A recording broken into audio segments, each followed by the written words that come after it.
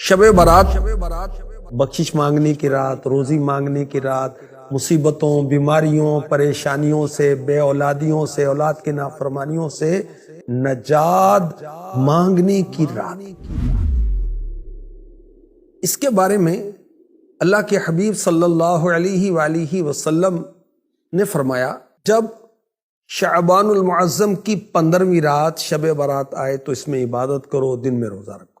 بے شک اللہ پاک اس رات سورج غروب ہوتے ہی آسمان دنیا کی طرف نزول رحمت فرماتا ہے اور ارشاد فرماتا ہے کوئی بخشش مانگنے والا میں اسے بخش دوں، ہے کوئی روزی مانگنے والا کہ اسے روزی دوں، ہے کوئی مصیبت میں مبتلا کہ اسے عافیت دوں، ہے کوئی ایسا یہاں تک کہ فجر کا وقت شروع ہو جاتا ہے۔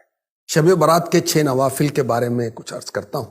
امیر المؤمنین پہلی صدی کے مجدد حضرت سیدنا عمر بن عبدالعزیز رحمۃ اللہ تعالی علیہ ایک مرتبہ شعبان المعظم کی نصف رات یعنی 15ویں رات یعنی شب برات عبادت کر رہے تھے۔ آپ نے جب سر اٹھایا تو ایک سبز پرچہ ملا جس کا نور آسمان تک پھیلا ہوا تھا۔ اس پر پتہ کیا لکھا ہوتا؟ هذه براءة من النار من الملك العزيز لعبده عمر بن عبد العزیز، خدائے مالک و غالب کی طرف سے یہ جہنم کی آگ سے آزادی کا پروانہ ہے جو اس کے بندے عمر بن عبد العزیز کو عطا ہوا ہے۔ تو شب برات عبادت کی رات، شب برات نوافل کی رات، دعاؤں کی رات، نماز کی رات، کثرت درود کی رات، اپنے گناہوں کو یاد کر کے اس کی معافی مانگنے کی رات۔ اور اولیاء کرام کی یہ روٹین رہی کہ وہ شب برات پر مغرب کی نماز کے فرض اور سنتوں کے بعد 6 رکعت 2 کر کے پڑھتے تھے۔ پہلی 2 رکعتوں میں یہ نیت، یا اللہ ان 2 رکعتوں کی برکت سے مجھے درازی عمر بالخیر عطا فرما۔ پھر 2 رکعتوں میں یہ نیت فرمائیں، یا اللہ ان 2 رکعتوں کی برکت سے بلاؤں سے میری حفاظت فرما۔ پھر 2 رکعت پڑھنی ہے تیسری مرتبہ، اس میں کیا نیت ہوگی؟ یا اللہ ان 2 رکعتوں کی برکت سے مجھے اپنے سوا کسی کا محتاج نہ کر۔ نوافل پڑھنے کا طریقہ کیا ہے؟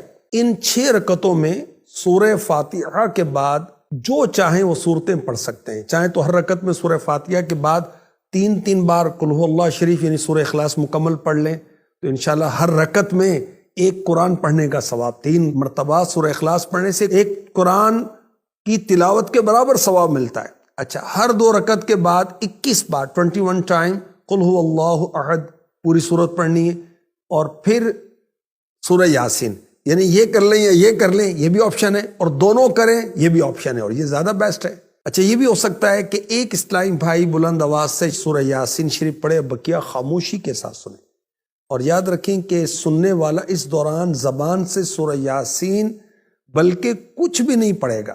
جب قرآن کریم بلند آواز سے پڑھا جائے تو جو لوگ سننے کے لیے حاضر ہیں ان پر فرض عین ہے کہ چپ چاپ کان لگا کر سنیں۔ انشاءاللہ الکریم شب برات شروع ہوتے ہی ثواب کا انبار لگ جائے گا۔ ہر بار سورہ یاسین کے بعد دعائے نصف شعبان بھی پڑھیے۔ دعائے نصف شعبان جو ہے آقا کا مہینہ، امیر اہل سنت کا رسالہ جو ہے اس پر آپ دیکھ سکتے ہیں۔ اللہ کے حبیب صلی اللہ علیہ وآلہ وسلم نے فرمایا، جس نے عیدین یعنی عید الفطر اور عید الاضحیٰ کی رات اور شعبان معظم کی 15ویں رات یعنی شب برات عبادت میں جا کر گزاری، اس دن اس کا دل نہیں مرے گا جس دن لوگوں کے دل مر جائیں گے۔ آخری نبی مکی مدنی صلی اللہ علیہ وآلہ وسلم نے فرمایا، میرے پاس جبریل امی علیہ السلام آئے اور کہا، یہ شعبان کی 15ویں رات ہے، اس میں اللہ پاک جہنم سے اتنوں کو آزاد فرماتا ہے جتنے بنی کلب کی بکریوں کے بال ہیں، مگر مشرک اور عداوت کیا مطلب ہے؟ دشمنی رکھتے ہیں آپس میں ایک دوسرے سے، اور رشتہ کاٹنے والے یعنی خونی رشتے ہوتے ہیں ان سے تعلقات ختم کر لیتے ہیں، تکبر کے ساتھ ٹخنوں سے نیچے کپڑا لٹکانے والے، والدین یعنی پیرنٹس ماں باپ کی نافرمانی کرنے والے، اور شراب کے عادی کی طرف اللہ پاک نظر رحمت شب برات میں بھی نہیں فرماتا۔ حدیث پاک میں ہے، جو کوئی شب برات میں 100 رکعت پڑھے تو اللہ کریم اس کے پاس 100 فرشتے بھیجے گا، جن میں سے 30 فرشتے اسے جنت کی خوشخبری سنائیں گے، 30 فرشتے اسے عذاب دوزخ سے بچائیں گے، 30 فرشتے اس سے دنیا کی تکلیفیں دور کریں گے، اور 10 فرشتے اس سے شیطان کے مکر و فریب کو دور